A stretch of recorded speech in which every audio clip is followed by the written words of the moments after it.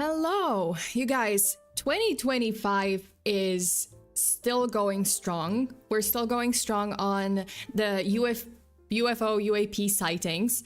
We're still going strong on oh, by the way, Shai, thank you so much for the super. Yeah, we do have a goal today, a super chat goal. Lizard people, yes. So if we reach 10 super chats, like at certain tier and above, then I'm gonna cover the case of lizard people this week. So yeah, that's the goal today.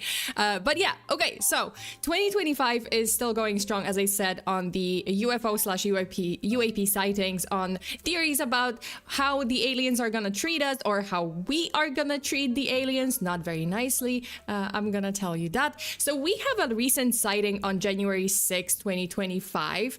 Apparently an airline pilot flying at 22,000 feet over Antioquia, I guess, Colombia, I'm sorry if I mispronounced it, captured astonishing footage of a triangular-shaped UAP/UFO that went right past their aircraft. The footage is mint, as the user said, so is the research. Check it out. Well, that's interesting. And in response to that, Twitter decided to post a little bingo card of possible alleged UFO or alien extraterrestrial species. So if you're interested, you can go to Truth Polex, and they have a whole spreadsheet, a whole like little graph, little diagram. I don't know how to, a little table, I guess. I don't know what to call it, but yeah, we have you can find out like what why aren't you in the bingo card, Sona? Because I'm not a lizard person. I'm not lizard. I'm just me. And I'm also from the earth, so yeah, that's why. People made of lizards? Yeah, exactly. People made of lizards. Like if you like sprinkle some salt on them, they're gonna like fall apart into a million lizards. Okay, and to make matters even more interesting, or I would say worse for humanity, there's this guy, CIA physicist Jack Sarfati, that explained, very friendly suggestion, that hey, the UFO will possibly open up to you and obey our commands if they like our brainwaves. I don't think that's such a good idea. Have they not seen any of the alien movies, like alien invasion movies? You try to control them. Of course humanity would try to control them. Of course we would try to, hey, bend them to our will. Of course we would, because that's such a great idea always in any movie that ever existed. That if we don't know something, like, you know, if we meet a new civilization, the first thing we want to do is control it and bend it to our will. And that always works out so well, as you know. As you probably know. Hi Sona, I'm back. Kaori, thank you so much. Also, let me just read the super chats. Baxter, that's just the D4 I rolled off the table. Lizard. Thank you so much for the supas, guys. We're going strong on these one. And you know, let's just top it all off. As a cherry on top, we also have breaking news that the U.S. Navy released a new photo of USS Preble, I guess, firing her Helios laser weapon. A what now? A what now? I'm sorry, a what now? So we have a laser weapon now? Well, this is great. This is 2025.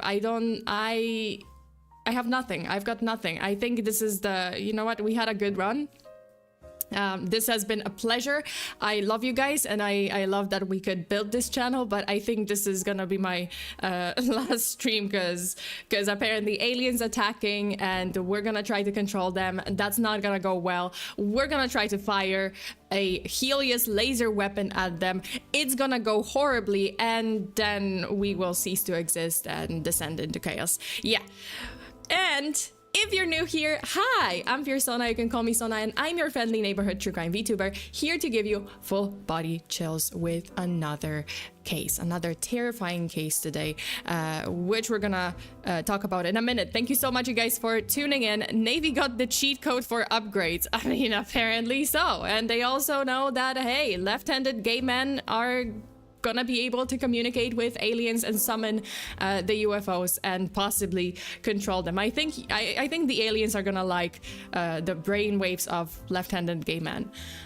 you know, I don't know. I'm just speculating here, but I think they might be okay with that. I don't know. We'll see how that's gonna work out. Joshua, fire the Death Star laser. Jesus.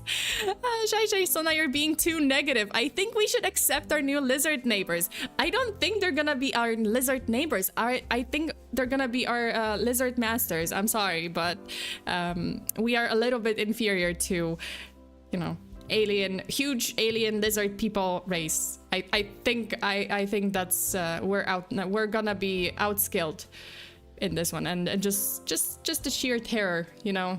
I know that it's like, oh, the lizard people are people. Lizard people, hashtag lizard people are people. And they're just, okay, so what if they're different? Maybe they are friendly. Maybe, you know what? I would like to think that any aliens that come here are friendly. They want to be friendly, but because humans are assholes, we're gonna mess it up. I'm calling it right now. They're gonna come with friendly intentions, and they want to just, exchange information, exchange knowledge. I think we're gonna fuck it up. That is my call for 2025. That is the prophecy. My prophecy of 2025. I'm like an octopus that chooses who's gonna win the Super Bowl. It's, you know, hint, it's not gonna be us. It will not be us. What type of lizard though? I don't know. Geckos? Are geckos a lizard? I mean, geckos are a lizard, right? Demon Taker, wait, let me scroll up because I missed it. I think I missed it. Eggman, super laser piss. What the heck? Oh god, you can't stab a lizard, the skin is too strong. I think they're gonna be like lizards / dragon people. Aren't dragons technically lizards? I think they are, so I think we might be underestimating him. I think we might be calling them lizard people, but it turns out that they're gonna be like dragon people, and we stand no chance. What about the lizard that shoots blood from its eyes? What? I'm sorry? Wait, did I talk about it? I feel like I've heard this before. I feel like I've shared this very disturbing. This sounds like me. This definitely sounds like me. I've shared this disturbing fact before, and oh my god. Lizard that shoots blood out of, wait, lizard that shoots blood from eyes? Oh, I might have actually talked about it. It's called short-horned lizard. Oh my lord! Oh my god! Oh my god! You know what? They don't even have to do anything. They do this. And I'll be like, masters, please, your wish is my command. Oh Jesus! Oh dear! Oh my god! Wow, they kind of they look badass. They look terrifying. This is terrifying. It's gonna get me. Oh my god! There's a GIF. Oh, oh god. Okay. So that okay. Yeah, I think, you know what? If we're gonna get this, but in alien lizard people version, yeah, I'll be like, I am at your beck and call, master. That's it. I give up. I give up. I'm not gonna fight that. Me when I pick something why too heavy? Way too heavy. Imagine holding one at gunpoint. Yeah, I don't think we stand a chance. Okay. Why blood? Why not? Why not? Nature creating these lizards was probably like, you know what? I think that this could be an interesting addition to the animal kingdom. And also, why not? Because I feel like we need some blood in this world. I don't know. Oh my god. Dear.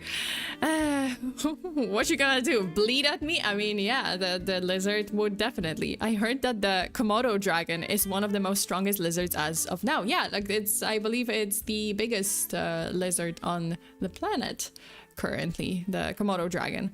I seriously didn't know that was possible for a lizard to do that, where apparently it is. There's so many animals out there that we have no idea about, probably. Like an average person had, I mean, myself included, right? Like I had no idea this or didn't remember this existed. Although I do remember like mentioning it, or either I've seen it somewhere. But you know, there are a little bit, like a lot, sorry, not a little bit, Jesus. I think there are a lot of many species that we kind of have no idea about, but they're like freaky because nature was bored and nature was just like, you know, let's mash it up together. Let's mash it. Lizard blood from shooting blood from eyes. Let's mash it up. Why not? Let's make this interesting. Okay. Guys, this is the first stream of the week. Thank you so much for tuning in. We're gonna get to the case now. Let's go. Let's do this. So what if I told you a woman was found dead in her locked apartment, stabbed 20 times, including 10 wounds to the back of her neck, and yet her death was ruled a suicide? What if I told you that one of these stab wounds severed her spinal cord, making it nearly impossible for her to continue harming herself because she would be either in extreme amount of pain or unconscious immediately, and yet this death was ruled a suicide? Also, Baxter, thank you so much for the super example that God has a sense of humor. I mean, I can't disagree. Yeah, absolutely, I agree. So this is the case of Ellen Greenberg, a 27-year-old teacher whose tragic death in 2011 remains one of the most perplexing and controversial cases in recent history. From the baffling forensic evidence, or I mean, lack thereof, because they did some things as they usually do and cleaned up the scene way before they finished examining it. So there's that. That's one of those cases, yes. So from that to the inconsistencies in witness statements, every piece of this case raises more and more questions than answers. Was this truly a case of self-inflicted violence, or was something far more sinister at play? And I 100% stand with Ellen's family in a belief that this was absolutely not a suicide. And we're gonna go over this case, and you guys can form your opinion, but I think there's quite a few things that are gonna point to a potential suspect, and you will know immediately. I'm gonna say this, you will know immediately, and we're all gonna be like, why is this person not being investigated? What's going on? Okay, so let's dive into the facts, the contradictions, and the battle Ellen's family continues to fight for justice to this day, because it's not over. It was January 26, 2011, a snowy winter morning in Philadelphia. Ellen was actually on her way to work when she called her mom. The conversation was just regular. They chatted about everyday things, including Ellen's upcoming taxes. Ellen's mom gave her some advice to make sure that everything was in order for tax season. As the day went on, the weather worsened. A massive snowstorm rolled in and schools were dismissed early. Ellen helped her students contact her parents to arrange rides home before heading out herself. On her way back home, she stopped at a gas station to fill up her tank and then returned to the Venice Lofts, the apartment that she shared with her fiance, Sam, in lower northwest Philadelphia. Just a wink, wink, hint, hint, hint. I'm just saying right now, because you guys probably know by now who we're all like gonna suspect. Okay, so Sam arrived home later after Ellen, and the two spent time together until about 4:45 p.m. when Sam left to work out at their apartment complex's gym. And he was only gone for about 30 minutes, 30-minute window. That's all it took. But when he returned, something felt very wrong. The apartment door was locked suddenly, and not just locked from the outside, not just with the regular lock, but with the swing lock from the inside. So something they typically only use at night for, just an added layer of security.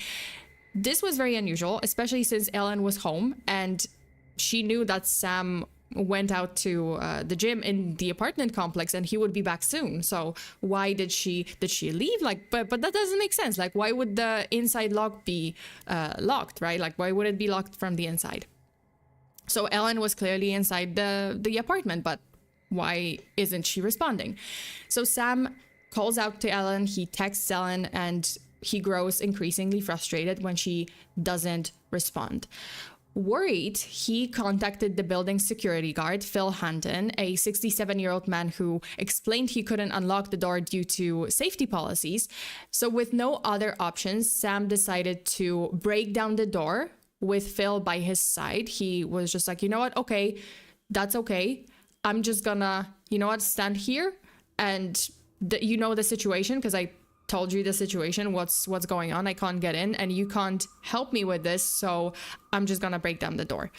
And Phil's like, okay, well, that's up to you. What Sam found inside was nothing short of horrifying.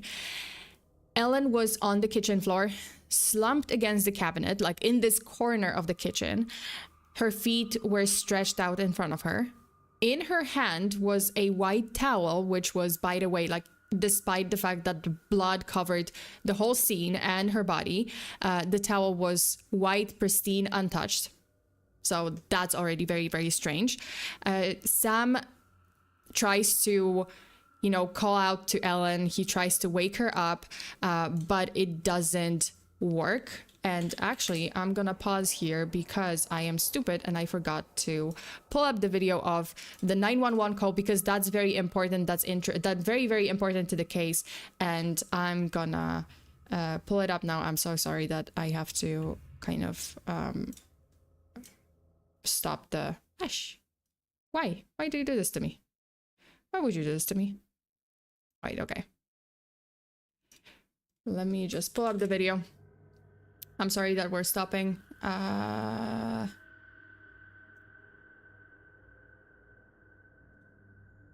Okay. I think I got it. We're gonna... It's just gonna be weird, but I will pull it up. Okay, so as I said, Sam tries to... The scuff is always there. The scuff is always there. I knew I forgot about something. I just knew. I was just like, oh, I have it all prepared. That's so weird. Today I'm so prepared today. And I was like, but in the back of my head, I do feel like something is missing. I was like, there's something I forgot, and it's gonna bite me in the ass, and here we are. Okay, so Sam, you know, immediately tries to call out to Ellen. He tries to wake her up. He tries to, you know, figure out like what's going on, right? And he eventually calls, obviously, 911, and is instructed, during this call, he's instructed to perform CPR as instructed by the dispatcher. But the problem is, as he did, he noticed something very chilling. Like, as he was trying to perform CPR on Ellen, he notices something chilling. There's a knife that was still lodged in Ellen's chest, so he can't really perform CPR anymore. So panicked, again, he makes that call, and this is the 911 call. So we're gonna listen to the call that Sam made to 911, and during this call he says several things that are a little hard to believe, a little suspicious. So let's listen to the call. Wait, let me... Of course I would forget to...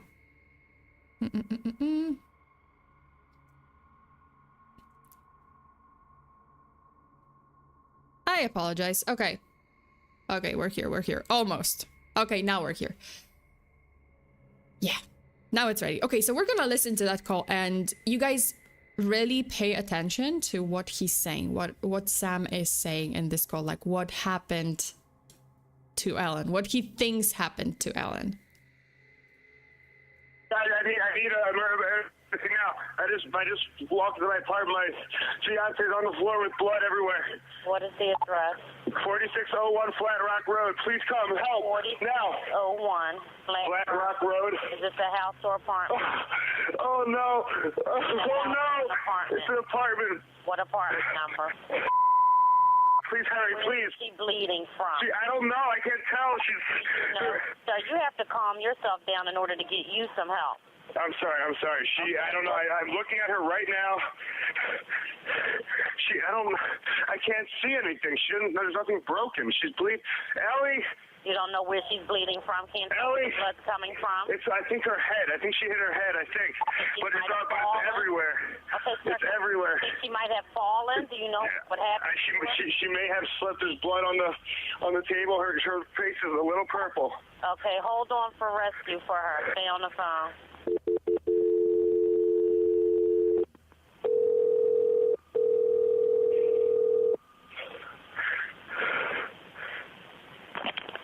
Fire Department 842. What's the address? No, 4601 Flat Rock Road. Please hurry. 4601 Flat Rock. Yes. What's wrong? I went downstairs to go work out. I came back up. The door was latched. My fiance's inside. She wasn't answering. So after about a half hour, I decided to break it down. I see her now just on the floor with blood. She's not responding. Okay, is she breathing? Look at her chest. I need you to calm down, and I need you to look at her chest. It's really. I really don't think she is. Listen to me. Someone's on the way. Look at her chest. Is she flat on her back? She's on her back. So okay, look at her chest and tell me if it's going up and down, up and down. I don't see her moving. Okay, do you know how to do CPR? I don't. Okay, I can tell you what to do, okay, until they get there. I want you to keep her flat on her. God. Hello? Yeah, hi, okay. Are you willing to do CPR with me over the phone until they get there? I have to, right? Okay, so get her flat on her back, bare her chest, okay? You want to rip her shirt off. Okay, you need to kneel down by her side. Oh, my God. Ellie, please. Listen, you can't freak out, sir, because you okay, I'm trying not to. Her shirt won't come off. It's a zipper. Oh, my God. She stabbed herself. Where? She fell on a knife. Oh, no, her knife's sticking out. She fell on a knife. Well, no, her knife is sticking out, but she fell on a knife. That's very weird thing to say, but let's continue. What? There's a knife sticking out of her heart. Oh, she stabbed herself? I guess so. I don't know where she fell on it. I don't know. Okay, well, don't touch it. Okay, so I just let her down here now. I mean, what do I do? No, I mean, you can't. If the knife is in her chest, it's going to be kind of hard for you to do CPR at this time. Oh, no. Oh, my goodness. Okay. Police, which operator? 277. Okay, so that's essentially it. Like later they just talk about obviously like what to do, how to continue, what to, like do next, and how Sam has to wait for the 911, like emergency services. And yeah, right? Like the thing that he said, like, oh, she fell on a knife. Like, I don't know. Oh, she fell on a knife or she stabbed herself. But the problem is, again, like, well, at this point, the 911 operator or dispatcher, like, she doesn't know that it's not just the wound to her chest, to Ellen's chest. It's a lot of wounds. Like, it's multiple wounds to the chest and then multiple wounds to the back of her head and her neck. So obviously the dispatcher doesn't know that. And I guess Sam sounds like he doesn't know either because there's so much blood and there's blood on her face. And, he says like, oh, he doesn't know what happened and he doesn't know where she's bleeding from. So when Brian says, this reminds me of an episode of Detective Conan, Case Closed. I was just talking about this. It's a weird connection to make, but because this one is definitely real. But I remember that episode. Yes, like I was talking to my friend about it and he said like, yeah, there was an episode in Detective Conan where the wife, right, like used an ice block to prop the knife up and just fall on it and make it seem like this was a murder when it was actually suicide. But this is not such a case, there was no ice block here. Okay, so when emergency services responders arrived, they quickly determined that there was nothing that could be done, and Ellen was pronounced dead at 6:45, which, by the way, is gonna be an important time. So remember, Sam and Ellen were hanging out at 4:45. Then Sam leaves the apartment, and he is gone for about 30 minutes. So that means about 5:15 he comes back, and then Ellen is pronounced dead at the scene at 6:45, right? So remember that. I'm gonna go back to that. Authorities immediately began investigating, but rather than treating the scene as a possible homicide, they quickly leaned towards suicide, right? So they're like, oh, she stabbed herself.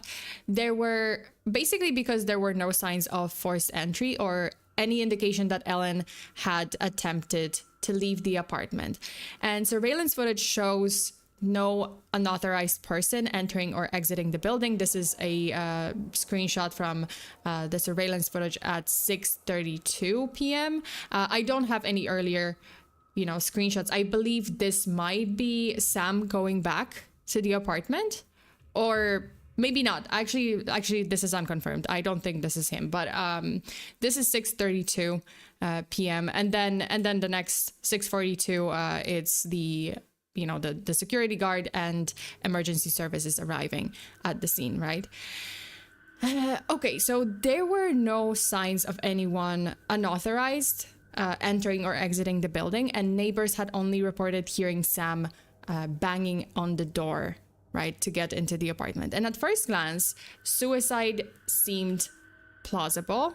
Ellen had been preparing a snack before her death, and blueberries sat in a strainer freshly washed, and orange slices lay on the counter. 2 clean knives were in the sink, but as investigators looked deeper, the nature of her injuries raised some questions. Also, this really raised some questions, because it just didn't seem like, okay, well, was she preparing to take her own life, but at the same time she was in the middle of making a snack, and just everything in that apartment just indicated, hey, this was just another night and they were going to hang out, and Ellen was making something to eat for both of them later on. So that was kind of out of the blue. That was the first indicator that something is not adding up. Okay, so her injuries definitely raised some questions. See, the day after Ellen's death, the autopsy performed by Dr. Osborne revealed something deeply unsettling. Ellen had been stabbed a total of 20 times. This is a computer simulation, don't worry, that's not the actual person, it's just a 3D image. But Ellen had been stabbed 20 times. 8 times in the chest and once in the stomach, a deep gash on her scalp, and most disturbingly, 10 stab wounds to the back of her neck. And then she also had bruises at various stages of healing. So that's actually important. I'll see myself out. That's a lot of knives. That is, well, I mean, this is just a simulation of, that's not how many knives were in her. It was just one knife, but this is how many times she supposedly stabbed herself. But yeah, okay, so she had, so many stab wounds, but the most perplexing or puzzling aspect was were the bruises, because she had multiple bruises at various stages of healing, which the doctor said, hey, it could indicate that she was subjected to domestic violence, this was some violence in her life, because there's some bruises that indicate, hey, something was happening to her. Initially, Dr. Osborne ruled her death a homicide, actually, in her records, citing clear indications that she had been attacked. However, the Philadelphia police had already classified Ellen's death as a suicide, and then they stuck to that determination despite the alarming findings. And in an unusual move, investigators released the crime scene without calling in forensic specialists. You know where this is going. Oh my God. By the time authorities decided to take a second look, they changed their minds. They're like, oh, you know what? Actually, the forensic evidence might be important in this case, so maybe we should take a look at the scene again. Unfortunately, they released it already, and the apartment had already been professionally cleaned. So any potential evidence was gone. And I wonder why that is. Couldn't possibly be because you didn't call in the forensic team and then the place was, squeaky clean because it was cleaned professionally. Oh, the mystery. Why is the evidence all gone? Right? Like, this is one of those cases. This is definitely one of those cases where they really fucked it up. The investigators, police fucked it up by releasing the scene too early, allowing people to come in and clean it up before the forensic team actually did anything and you know, secured any evidence. So good. Yeah, that's great. That's awesome. Okay, so the doctor who was performing an autopsy on Ellen later stated that because there were no clear signs of forced entry and Ellen was alone, it was unlikely that anyone else was responsible, but that was pretty much his only indication of, oh, this is not a homicide. This is a case of self-inflicted injury because there was no one else in the apartment, or like, oh, the apartment was locked from the inside, which is I don't want to say stupid because I think the doctor meant well. It's just that this was the evidence available at the time, and the police didn't really consider any other possibility. They were like, well, it was locked from the inside, so she was alone. There was no forced entry. There was no one else there. But they didn't actually investigate, so great. Also, Jose, thank you so much for the super. That's some seriously painful acupuncture. I cannot imagine how painful that must have been, how excruciatingly painful it must have been, and man, it could, but it also could have not been. And I'm gonna explain why. Okay, so first, Dr. Osborne was, as I said, like, he had doubts. He actually ruled it a homicide. And he said, like, hey, she has bruises all over herself. And some of them are healing. Some of them are already almost healed. They were not inflicted at the same time, so it wasn't at that point. Like, some of them were not inflicted on that night, right? Like, they were inflicted earlier.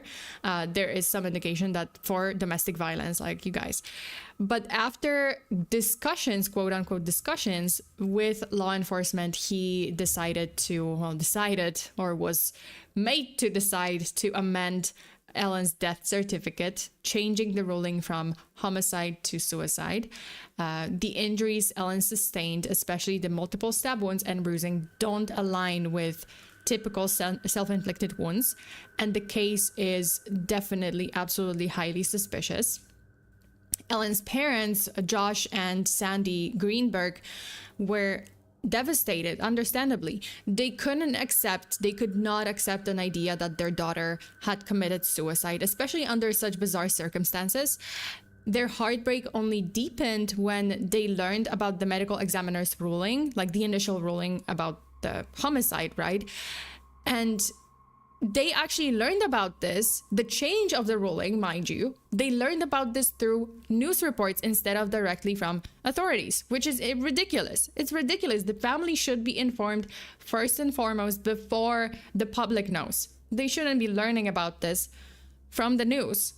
They should be learning about this from the investigators. Like, hey, this is what's gonna happen. We've determined this and this and this. And that's right. Like, they should be informed first before the public is informed about this. But no, the family learned about this from the news. So they're like, oh, great. Thanks for communicating. So they didn't know this till later. Yeah, no. And it gets even worse for the family. Okay, so a crime scene analyst believed Ellen's body actually had been moved. So this is, the case gets more suspicious because an actual professional crime scene analyst said, hey, Ellen's body had been moved. She was not there to begin with. And another pathologist, not Dr. Osborne, but like a separate pathologist, pointed to hemorrhaging in her neck muscles, which was an indication that strangulation might have occurred before stabbing. So there's a lot of questions there. This pathologist report also noted the presence of bruises that were consistent with ongoing physical abuse. So he's just like, hey, this looks very strange. Like, it doesn't seem to be a case of self-inflicted injury. What are you doing? Why is this case being just ruled as suicide when, hey, there's so many indicators that something weird was happening here? So much questions that should be answered. Absolutely. Police trying to save their own ass. Yeah. Yeah, I think they were just kind of trying to close the case because they had this one piece of evidence, the latch, right? Like the door that was latched from the inside. And they're like, well, this makes sense. You know, we're not gonna bother. We're just gonna roll with it because otherwise we have a real mystery on our hands, and it's hard to, and also because they fucked it up by not bringing the forensic team from the get-go. So they have quite a few, things to solve here, and they just don't seem to be bothered. Okay, so there were inconsistencies in this locked door theory. The property manager of Ellen's building, Phil. Also, Joshua, thank you so much for the super. Oh, we're halfway there. Oh, living on a prayer. No, I know the song. Sorry for changing them. Oh, we're halfway there. I know the song. Okay. So the property manager, the guy, right, like the 67-year-old guy that earlier Sam claimed that he went to him and Phil stood with him in front of the door as Sam was breaking them down, right? That's the guy. So the property manager of Ellen's building told CNN that the latch may not have actually been secured by Ellen herself. She had personally seen... Oh, sorry. So, okay, I messed it up. So that's not the property manager. Sorry, that's a separate person. So yes, property manager is this lady. I mixed it up. The Phil is just the building manager, or like the security guard or something. So that's a separate person. So yes, the property manager, she actually had personally seen the latch swing shut on its own due to the movement of the door, which is very possible. Like this is one of those, like one of those latches that if you really like shut the door, hard, it can swing close. Like it can just go like whoop, right? Like, oh, if you slam the door closed, like this is gonna create some vibrations, and the latch is just gonna go like whoop, right? So, okay, so there's a possibility. The landlord. Okay, so she said like, hey, the movement of the door can actually swing this latch closed, right? Suggesting it wasn't really conclusive evidence, because up until this point, like this latch is like the clearest piece of evidence for the police that suggests like, hey, well, Ellen locked the door from the inside, which means she was alone in the apartment. There is no other indication of forced entry. So, hey, that was self-inflicted. But now we have that doubt, right? Like, oh, the door can be slammed shut, and this latch can actually slam shut with it. Additionally, conflicting reports emerged about whether a security guard was present. Oh, that's the Phil guy. Security guard was present with Sam when Sam was like forcing his way into the apartment. So it was only after investigators began speaking with Ellen Greenberg's family and friends that they realized something had shifted in her life in the months leading up to her death. And this is where we get to the weird stuff, like, oh, the suspicious. Why is Sam so suspicious? I don't want to like accuse him immediately, but there are definitely some signs that, hey, something was happening. Something was not great in their relationship, possibly. Even though he claims otherwise. He claims like, oh, everything was great. We were planning a wedding and everything else. And everything was rainbows and unicorns. But Ellen's family has a different opinion. Okay, so in the months leading to Ellen's death, her parents described her, usually as typically warm, outgoing, and full of life. But in the weeks prior, something had changed. Ellen had become withdrawn. She had become anxious and deeply unsettled. When they pressed her about what was wrong, Ellen attributed her distress to work-related stress. So she was just like, oh, my job is stressful. It's just been hard. But those who worked alongside Ellen at the elementary school saw no signs that she was any more overwhelmed than any other teachers. Like there was nothing at work that would have made her this like anxious, withdrawn, deeply unsettled. So this was not the reason. Okay, so she still seemed like she loved her students, like she loved her job, she loved working with the kids, and she appeared fully engaged in her job. So this was not the issue. But behind closed doors, Ellen was struggling. She actually, that day, on the day of her murder, I'm gonna call it her murder because I don't believe this was self-inflicted. So on the day of her murder, actually, Ellen called her parents, right? Like she was talking to her mom and she was getting some tax advice from her mom. But in that same call, she actually confided in her parents and her mom that she wanted to leave her job and even asked if she could move back home. So she wanted to leave Philadelphia and she wanted to move back to Harrisburg where her parents lived. And this was out of the blue. And mom was just like, hey, what's going on? You can talk to me. We can talk. Let's just meet up. Of course you can move back. Don't worry about it. Like if you want to, if you need to move back, if something's wrong, our house is always open. It's your home. Come back to us. Everything is okay.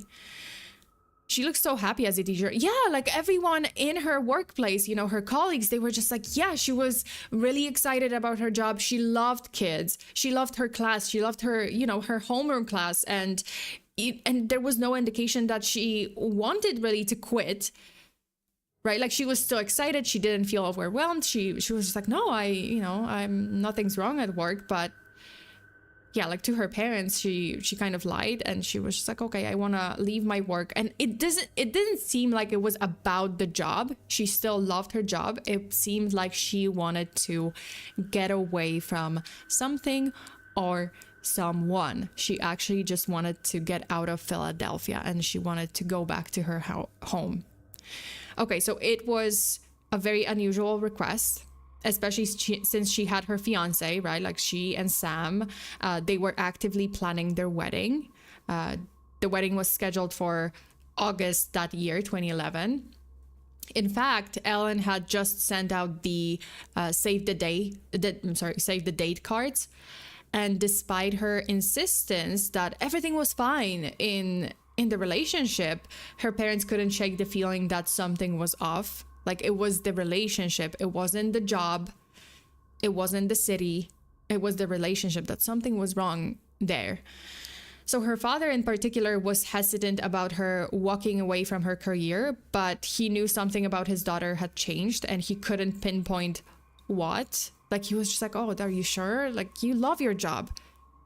You love this job. Like why would you? Is there something else? And she was just like, no, it's the job. Oh, it's stressing me out. Like, oh, it's the job. I just need a break. But it really didn't seem so. So the dad was just like, no, something's going on. Out of concern, her parents encouraged her to actually see a psychiatrist, and Ellen agreed. And she attended at least 3 sessions with a psychiatrist. Her doctor diagnosed her with an adjustment disorder with anxiety, a condition that, while distressing, is not typically linked to suicidal behavior. So there was no indication that she had any thoughts about taking her own life up until this point. And she was at least seeing her, she at least saw a psychiatrist 3 times. So there were no indicators that she was, thinking of ending her life. Oh no, I don't think the what? Maybe that Sam killed her because she asked to leave him. Yeah.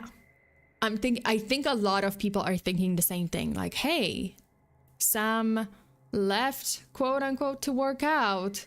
He is gone for 30 minutes, but then he maybe finds out. I don't know. I don't think that he knew up until this point that she wanted to leave. Like, that's my theory. He didn't know that she called her parents that day and she wanted to leave Philadelphia. She had plans to leave Philadelphia. And then he finds out that she started packing, because she actually, like, there's some rumors that she did start packing. Like, her dress was on the bed and she started packing some things, and maybe he found out and he just goes back to the apartment. He's pissed.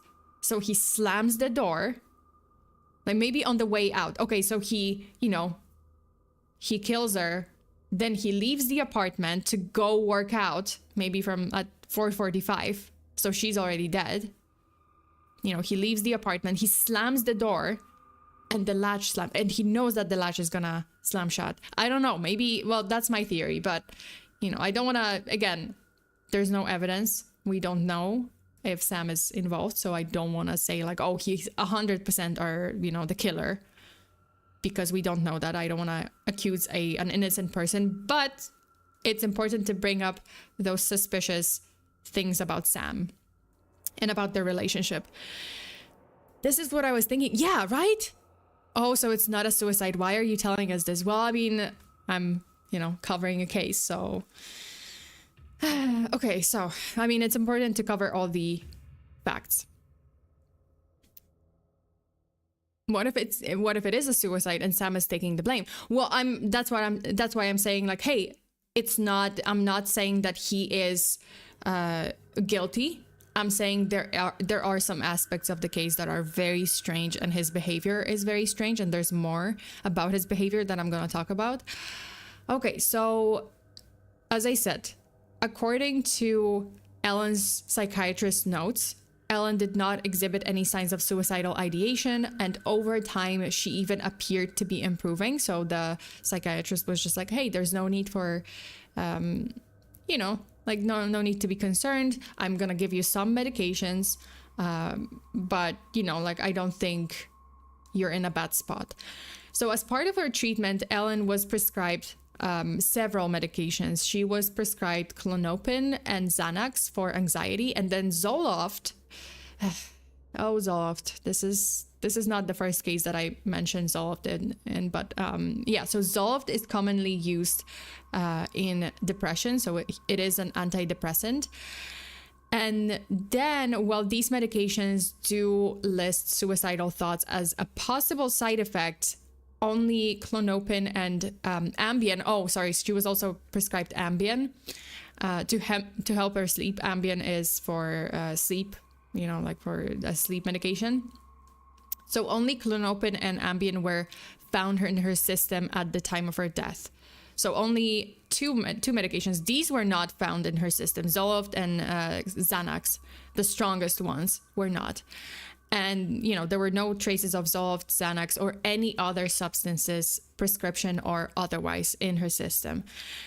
The possibility that medication played a role in her death has been widely debated. Some have pointed that Zoloft, which has been cited in past cases where individuals exhibited uncharacteristic behavior. I hate that word, but I had to use it. But yeah, Zoloft, definitely, I had mentioned Zoloft in several of other cases, and yeah, like, it could be, but as I said, Ellen did not take Zoloft or Xanax that day. But Ellen's family, as well as experts on the case, firmly reject the idea that medication was responsible.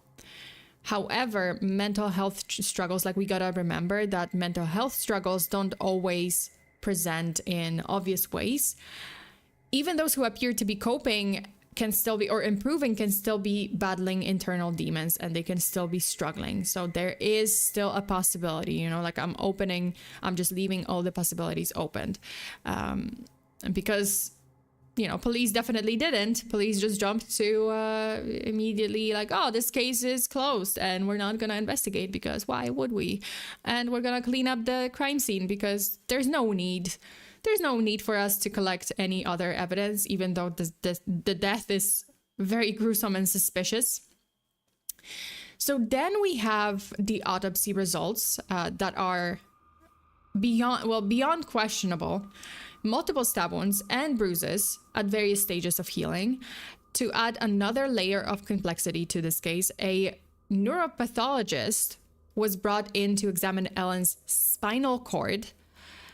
Why? Because if the wounds to her neck had damaged her spinal cord to a certain degree, it could have left her numb.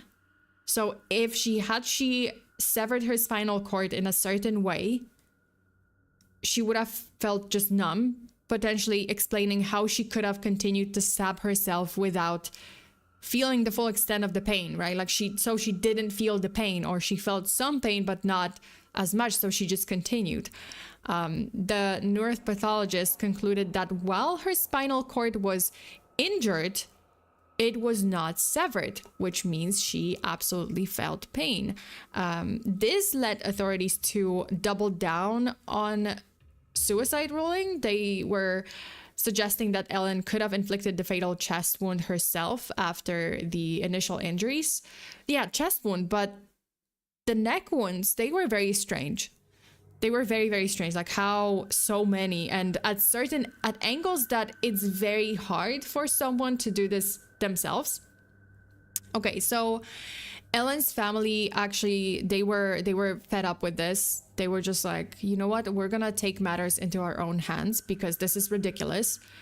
Police they're not listening to the doctors, they're not listening to reports, they have made up their mind and they're just gonna roll with it.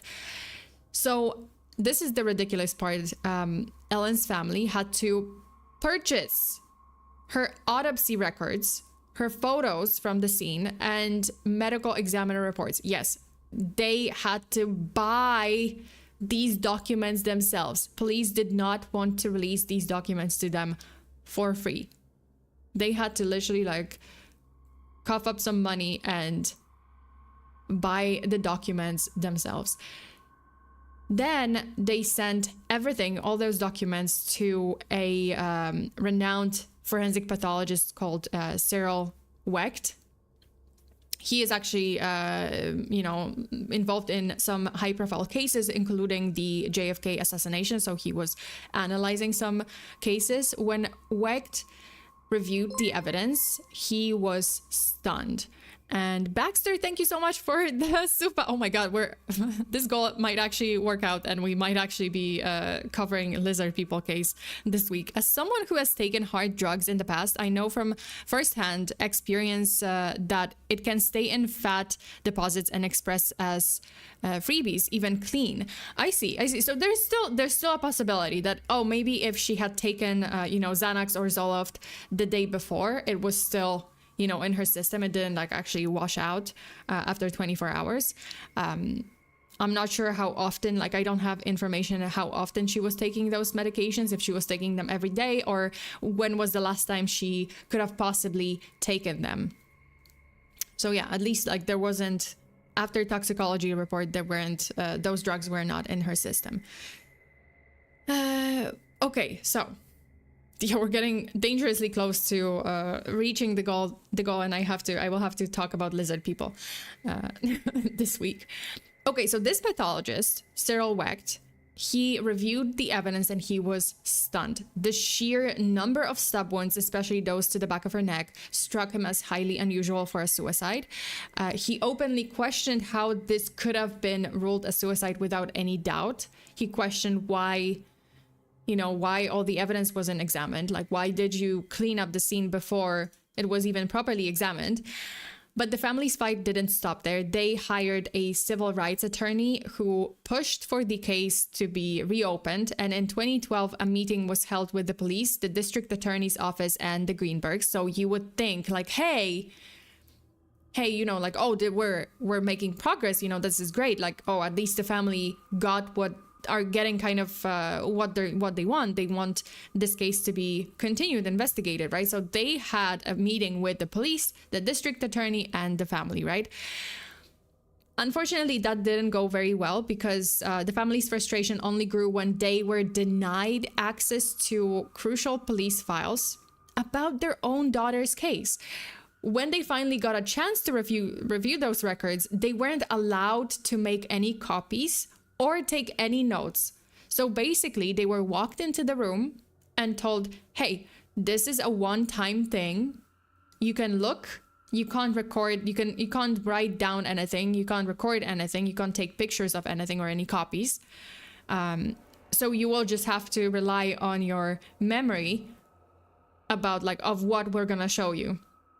Yeah, the police were just like, nope, you can't even write down anything. No.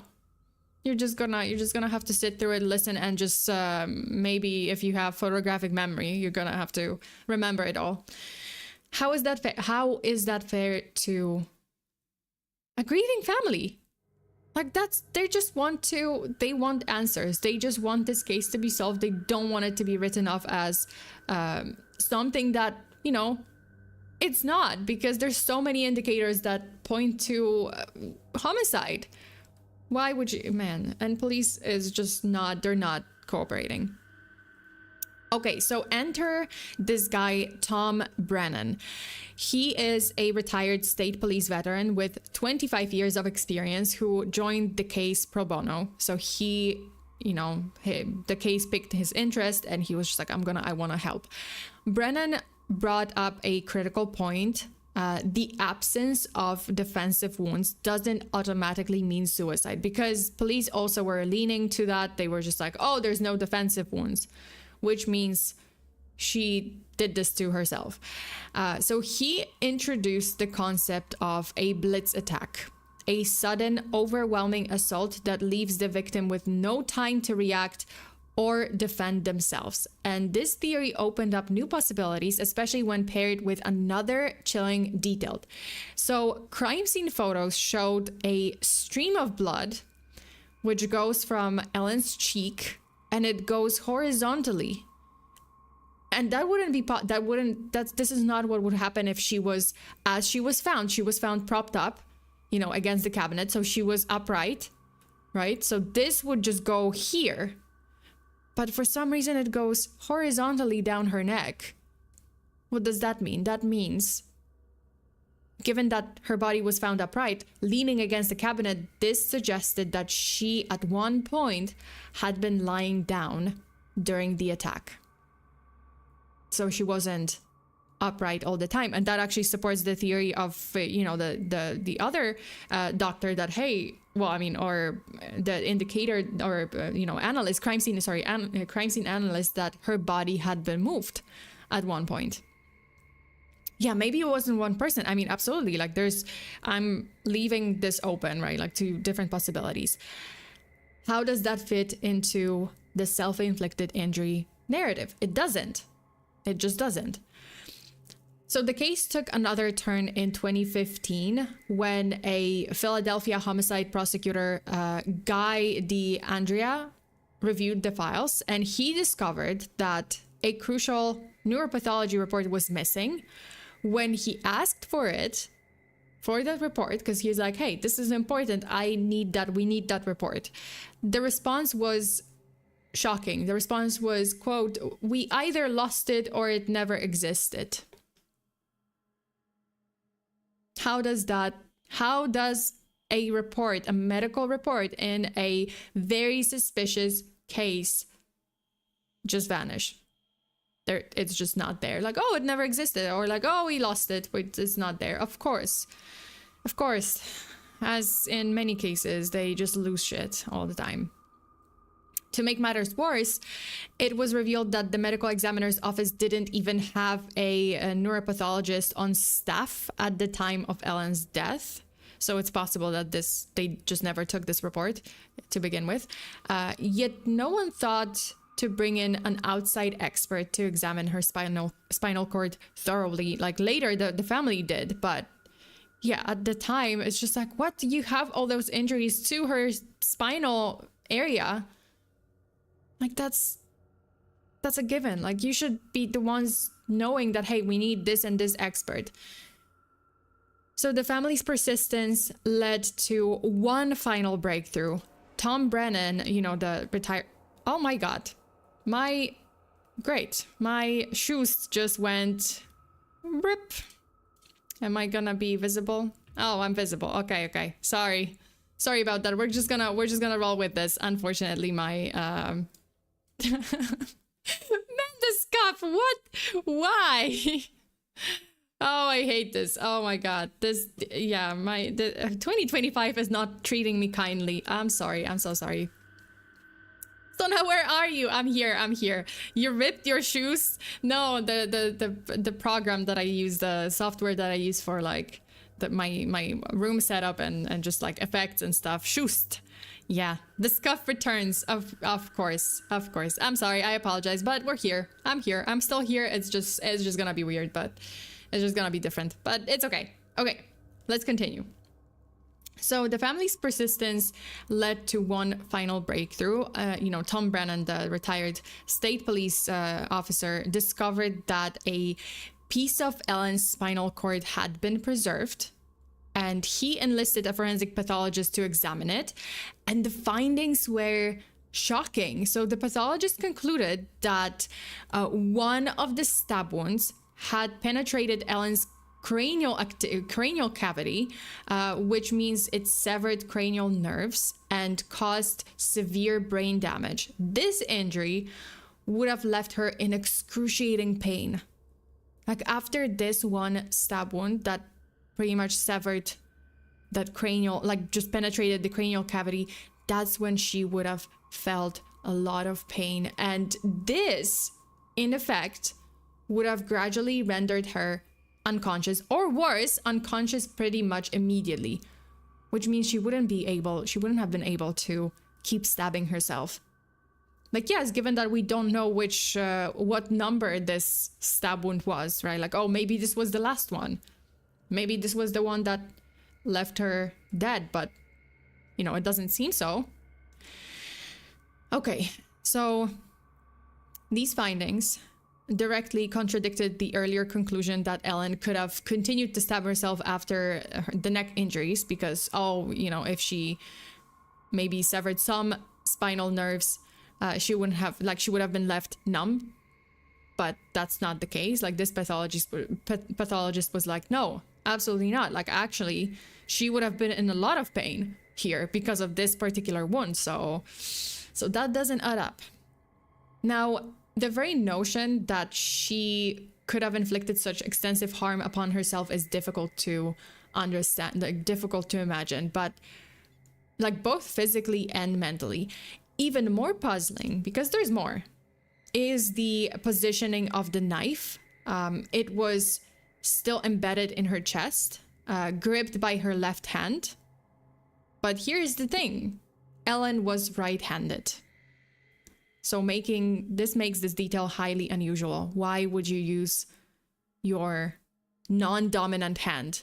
Like the one that was lodged in her chest, that wound, right? Like, because she stabbed herself in the stomach, a couple of things, but this one is the one that was still lodged in her. And yeah, she used her left hand, which is highly unlikely. Forensic expert Dr. Henry Lee, known for his work in high-profile cases like the O.J. Simpson trial, reviewed the medical examiner's findings, and his conclusion was that the bloodstain patterns and the nature of Ellen's wounds were far more consistent with a homicide than a suicide. So he's a pretty important guy, and he's a pretty experienced guy, and he's just like, nope. This is not what happened. That is not what happened. Like, this was foul play. Moreover, typically, he actually noted this, typically individuals who end their lives by stabbing themselves lift their clothing before doing so, but Ellen's wounds were inflicted through her clothes, which is a detail far more aligned with an attack by a third person than a self-inflicted injury. Then we go back to the issue of the locked door again. When Ellen's fiance, Sam, returned from the gym, he found the apartment swing bar latch secured from the inside. And this detail has been a focal point of the investigation. However, forensic investigator Tom Brennan, the retired guy, pointed out that numerous online demonstrations show how these locks can be manipulated from the outside. This possibility weakens the argument that the locked door definitely proves that there was no intruder, right? Someone could have manipulated this lock from the inside, and it's very easy to find those videos. And this is 2011, YouTube in full swing. You can find anything on YouTube. So we are looking at Sam now, because Sam is very, very suspicious. Many people question Sam's actions that evening before calling 911. So if you remember, I did say it at the beginning of this case. They were hanging out until 4:45 p.m. Then Sam Goldberg leaves the apartment and supposedly goes to the apartment building's gym. for 30 minutes. Then he comes back at around 5:15, right? And he tries to get inside the apartment. And then he calls 911 and they come around 6:30 p.m., right? You would think like, oh, well, he called immediately, right? No, he didn't. So before calling 911, he's seeing this scene. He's seeing Ellen covered in blood, his fiance covered in blood, on the floor, not breathing. He doesn't call 911 immediately. He makes 2 other phone calls, one to his parents first, and then another one to his uncle, who happens to be a lawyer. So there's that. He calls his parents and he calls his uncle a lawyer before calling 911. Yep, that's between 5:15 and 6:30. That's an hour. It's an hour before he actually, the dispatchers arrived. So approximately an hour before he called 911. Some people have found this very suspicious, myself included, because it's super suspicious. To be fair, because you never know. You don't know how someone is gonna handle this kind of situation. You never know how you're gonna behave in this scenario. People do strange things. People react in strange ways. So yeah, there's still a possibility. It's absolutely possible that he was just in such shock, or that was his reaction. He just needed to call the family first. You never actually know how someone is gonna react, but it doesn't mean that it's not suspicious. It's still suspicious. Okay.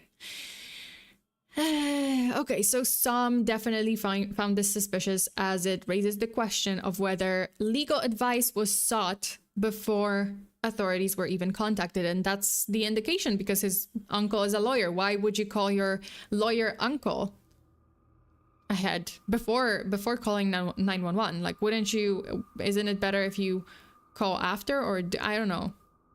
But yeah, that's what he said. Well, that's what he did. Discrepancies in witness statements further complicate the matters. Sam initially claimed that a building security guard named Phil, right, the 67-year-old guy Phil, was with him as he forced open the apartment door. But that's not what Phil says. Phil actually later stated that he never left his desk that night. Like, he knew, Sam came to him and told him about things, right? Like, contacted Phil, but Phil never went with him to the apartment door, and he never witnessed Sam breaking them down. Like, never witnessed this situation. Another point of question is Sam's choice of, or another contradiction is Sam's choice of footwear. Sam claimed that he had just returned from the gym.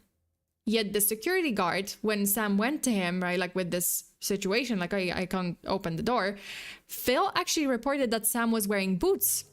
He wasn't wearing sneakers. He wasn't wearing like sportswear on his feet, right? Like, he was wearing boots, not sneakers. I don't know how, okay, to be fair, I'm not sure how the gym works in their building. Maybe there are lockers.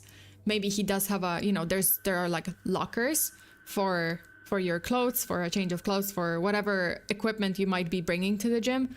Not sure about that. But yeah, Phil did note that, hey, Sam claimed that he came from the gym. He came straight from the gym in the building, but then he was wearing boots and not sneakers. So that's not exactly footwear that you would wear to the gym. So there's that. In the aftermath of Ellen's death, her fiance's uncle and cousin, that's another, oh my God, I forgot about this, but that's another point that's like, what the fuck? So later, after the scene was, or during, like, before the scene was like thoroughly cleaned, Sam's uncle and cousin actually returned to the apartment the following day, taking Ellen's personal laptop, her laptop and her phone. So why? We don't know what happened to that laptop and the phone during this time. They could have removed some potential evidence before investigators could secure it. Why was this allowed? Why was this allowed? And what, if anything, could have been on those devices? Because that's a lot of time to tamper with the laptop and delete something that you don't want to be seen. And then the investigation took another twist when digital forensic experts, finally they hired digital forensic team, and they examined Ellen's devices. Initially, authorities claimed that there was nothing concerning saved on these devices. They were just like, no, there's nothing. It's okay, the devices are clean. But later, analysis revealed that searches for phrases like, quote, quick suicide and, quote, painless suicide were on those devices. So some see this as evidence supporting the self-inflicted injury theory, but the timeline raises suspicion. Law enforcement stated that they had examined these devices thoroughly, yet records indicate the computers were stored away from 2015 onward, making it unclear how investigators could have accessed them at the time they claimed. So is it true? Were there really searches for those phrases, or are they lying? Because it doesn't seem like the devices were touched much. Or they were touched by the family, and maybe Sam's uncle, I'm not accusing anyone, but hey, someone had access to those devices before police did. So there's a possibility. Nothing unlikely story, seriously. I plead the fifth. Baxter says it does. I have very large and wide feet, so most footwear that I can find are boots, and they last longer than most footwear. They also offer better protection. Oh, do you mean for a gym? Because I don't know. As I said, I don't know how the gym works in their building. Maybe there were lockers. Maybe he did have. Yeah, maybe he had bigger feet and no sportswear, sports footwear actually fits him. It's possible, but it's very strange to work out in boots. So I don't know. It doesn't seem like it's very comfortable or good for your feet. But hey, I'm giving him the benefit of the doubt. Maybe. Okay, so adding to even more intrigue and even more bizarreness of this case, strangeness of the case, the forensic experts identified two distinct types of stab wounds on Ellen's body. One that was consistent with a smooth-edged knife. This is not smooth. That's not a smooth-edged knife. Knife. Knight, yes. So they identified two. One that was inflicted with a knife that has a smooth edge, and another appearing to come from a serrated blade. So this is the one that was found inside of Ellen's chest, right? Also, 27 J-Way, thank you so much for the super. Everything keeps getting more and more suspicious. Absolutely. So if this is true, if some of those wounds were inflicted by a knife that had a smooth edge, then it suggests that two different knives may have been involved. However, only one knife was discovered at the scene, raising concerns that the key evidence could have been removed. Also, there were knives inside of the sink in the kitchen. So who's to say that one of them wasn't cleaned? One of them wasn't used for this and wasn't cleaned before 911 emergency services arrived.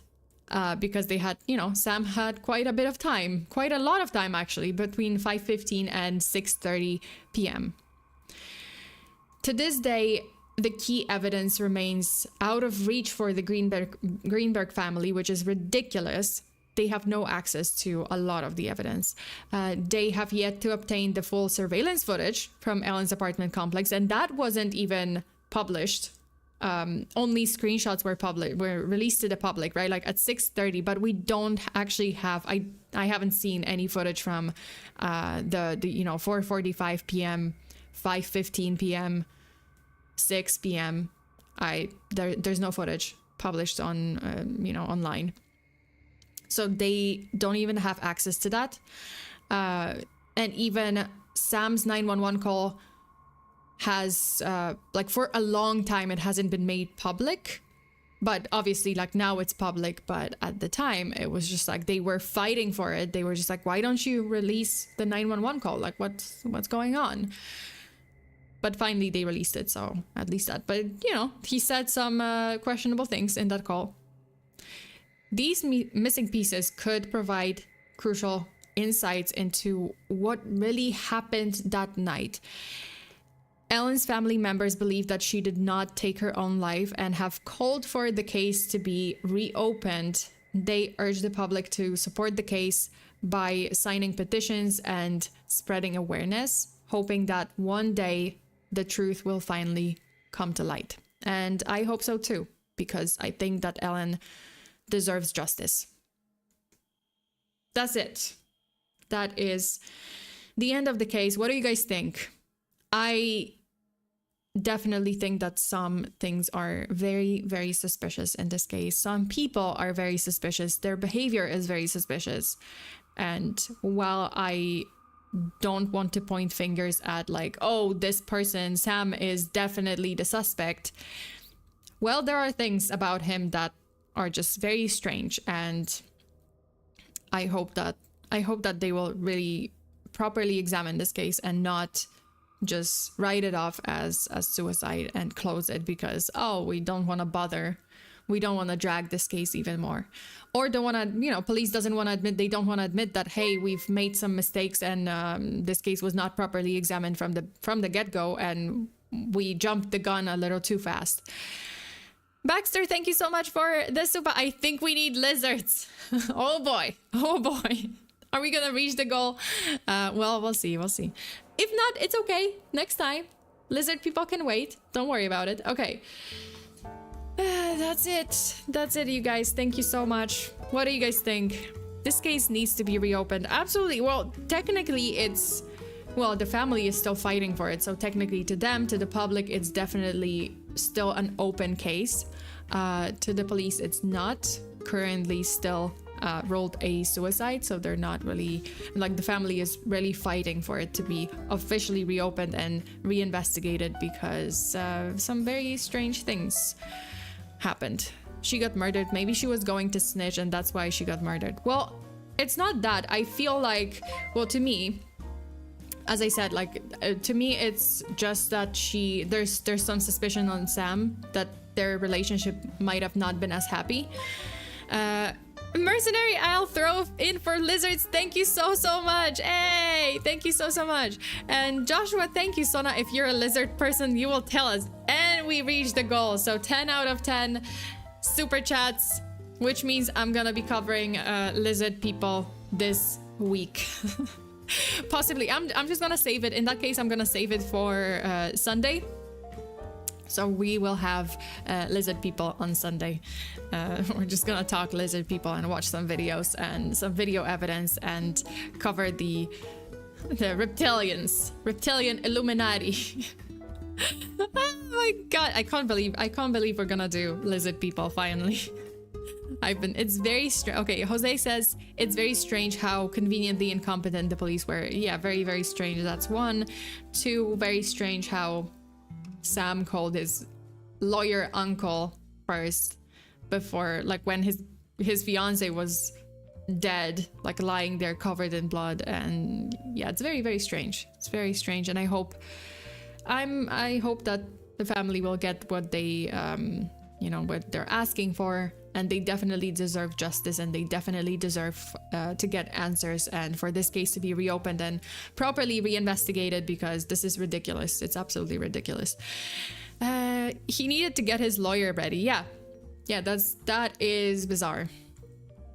Was Sam a cop? No, not to my knowledge. No, I don't think he was. But I didn't see any information that he was a cop. Or, well, I can look it up. I don't think so. That's a good point. That's actually a good point.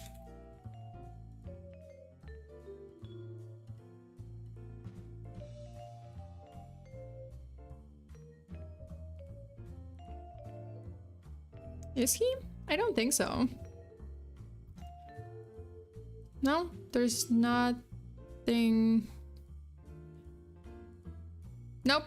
He just worked as a producer. Well, I mean, he worked at Stanford Con as a producer for NBC Sports. So he's not... No, doesn't seem like he's... Interesting. So he is like a producer for NBC Sports. Would he be wearing boots for gym? I don't know. That's another thing. So he is, you know, pretty pro when it comes to sports. Interesting. Very, very interesting. And Eros, thank you so much for being here. Avian, thank you for being here. Hello. Long pause. Freak me out. What? Wait, it's Baxter's birthday? Hey, Baxter! Happy birthday! Not yet. Happy early birthday. Happy birthday, Baxter. Yeah, happy early birthday. Ahead of time, but this Sunday. I guess this Sunday, not till Sunday. Nice, nice, nice. Yeah, does he still work there? Well, I mean, it seems so. Seems so. Like he wasn't really like accused of anything, or he isn't even named as a person of interest. So I would say he does. Who knows? Or maybe he changed his jobs. No information there. Like at the time he was a well, I mean, this was in 2011, so it's possible that he changed his jobs, but you know, at the time he was a producer for NBC Sports. It's also almost my birthday. Hey, Undead Rabbit, happy birthday! At least in a couple of days. Yeah, happy early birthday. Hey, did you, Baxter and Undead Rabbit, do you have like birthday on the same day? Damn. Okay, I'll take it. Take it. Take it. I have feelings this case is gonna be documented in the future. Absolutely. I think it's gonna be, I have a feeling that it will be reopened because of the sheer amount of very questionable evidence or lack thereof. So I think we can keep an eye out for this case. If you find that the family, because I haven't found the petition by the family, but if you come across the petition by the family to reopen the case, like, you can share it in the comments for sure. Please do. I would like to sign it, obviously, and I would definitely want to support the family in their pursuit of, you know, this case getting reopened, because it definitely needs solving. Okay, that's it for today. Thank you so much, you guys, for tuning in. I hope you found the case interesting, and I hope you will keep an eye out for any updates. And if you find, you know, like, if you come across any updates and maybe I didn't see it, please let me know in the comments as well, because I would like to know how this ends, and I would like to know that Ellen's family gets answers and Ellen gets properly, you know, like, proper closure. Okay. That's it. Let's look forward to 2025. 2025 going strong with aliens, World War III, intergalactic World War I. I don't even know. I guess psionic abilities to summon egg-shaped UFOs and just everything else. Oh, and laser weapons. Let's not forget about laser weapons. There's 2025 going so well so far. A lot of drama in the celebrity world. Hopefully Diddy is gonna survive till his freaking trial in I believe May 5th. Cause some shady things happening with Sean Diddy, cause they transferred him. I said it in the last stream, but they transferred him to a hospital under the cover of the night. So, you know, like ninja transfer, supposedly for an MRI for undisclosed reasons, for an undisclosed injury. Some rumors say that, oh, it was a knee injury in a brawl with just that he sustained in a brawl with an inmate. Who knows? They better keep him alive. I don't want to hear no shit about him dying, because I need answer. I think we all need answers. We're all waiting for this trial, and I'm gonna be watching. I think we might be, you know, we should watch it live. I saw a trailer of a Diddy documentary that's available on Peacock. I think, wasn't it Diddy Do It or something? Or I don't remember what the trailer, what the title was, but yeah, there's definitely a couple of them coming out. Like I'm pretty sure that, like, Netflix is gonna come out with one, and everyone is gonna come out with one. I think it was, yeah. Did he do it? Oh yeah, he did. We have ships with lasers. Hey, This is great. 2025 is just going, you know, just we're gonna live through it with passing colors. I don't know, like well, let's hope we're gonna survive. Let's just survive. Let's survive 2025. Let's say that. Okay, guys, thank you so much for today. I hope you enjoyed the stream, and I guess we're talking about lizard people this week. So look forward to that. I'm gonna have a Cryptid Files episode tomorrow. We will be talking about another certain creature that is maybe not as widely known, although it might be. But I have some videos and they are pretty scary, and you guys might laugh at some of them because it's kind of ridiculous, but yeah, we have a couple of I'm gonna have a couple of videos to show you guys, and definitely some backstory and some sightings of said creature. And then what else? Oh yeah, and then we have, wait, let me pull up my schedule to finish up the, where is it? Okay, let's look at it. Let's look at the schedule. Oh yeah, and the wallpaper featured in my this week's schedule can be downloaded as a wallpaper on my Patreon. So if you are a gold, platinum, ruby, or diamond tier Patreon member, you can get this wallpaper, the Valentine's Day Sona wallpaper. Okay, let me hide this. Yeah, so we have Cryptid Files episode tomorrow. The day after tomorrow we have a Patreon case, so you guys will be able to listen to another case over on Patreon if you are a member. And then we have another case on Monday. Okay, so not Monday, Sunday. Sunday. So I was going to cover who is worse, a neo-Nazi or a PDF file. Believe it or not, that is a case. And I was gonna talk about it, and I guess like we're gonna switch it to lizard people, and I'm gonna save this one for the next week. It's a tough case, you know. It's a very hard choice. It's gonna be a case in which I'm very conflicted because both seem like horrible people. But at the same time, yeah, like there's the case is pretty complicated, so we're gonna talk about that next week. So I guess I'm changing the last one, the Sunday's case, to lizard people, so you guys can look forward to that. Okay, that's it. Oh yeah, and if you wanna, oh yeah, and this is the wallpaper. So if you're interested, you can check out my Patreon, patreon.com/FEARSONA, for the wallpaper, for benefits, for the you know, extra streams, weekly streams, and bonus cases, and more events and benefits and perks. So yeah, okay. Anyway, please remember, if you like my content, if you like my channel, remember to subscribe, like this video, turn on those notifications to be notified whenever I turn up in my little dark corner of the internet with another chilling case. And that's it. So stay safe out there. Stay tuna. It still stands for personal data file, right? Sure it does. PDF file. Sure it does. Yeah. Okay, that's it. Stay safe. Stay tuna. Always lock your doors and windows. Bear your haxes. Until the next time. Bye.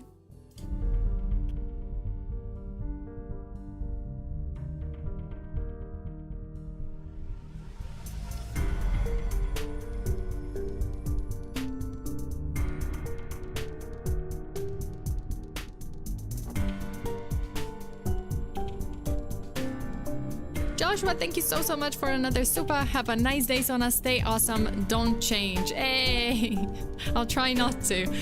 Also, a fun fact. Do you guys know the history of adhesive bandages? Like how did those come to be? So apparently Earl Dixon, that was the guy who invented the bandages, the adhesive bandages, band-aids. So he invented the adhesive bandages for his wife, who frequently cut herself while doing housework. Aww. It's actually super cute. Aww. So he wanted to... Yeah. He wanted to help his wife. Yeah. That's it. Okay. Stay safe. Bye.